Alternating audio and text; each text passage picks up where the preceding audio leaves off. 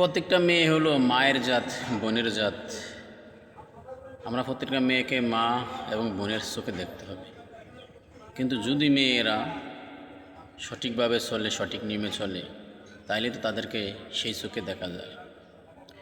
এখন বর্তমানে সোশ্যাল মিডিয়ায় ঢুকাই যায় না মেয়েদের জন্য। তাদের কই থাকে মাথার কাপড়, কই থাকে গায়ের কাপড়, কই থাকে বুয়ের কাপড়।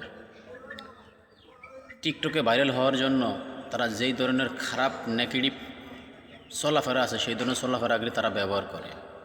সেই জন্য পুরুষ তাদের প্রতি আকর্ষিত হয় এবং চোখের খারাপ নেশাগুলি তাদের প্রতি জারে। আমি মনে করব সবাই কিন্তু মরব। তোমরা যদি ভালো চরিত্রভাবে ভিডিওগুলি ছাড়ো, তোমাদের আরও বেশি লাইক এবং কমেন্ট পাবো।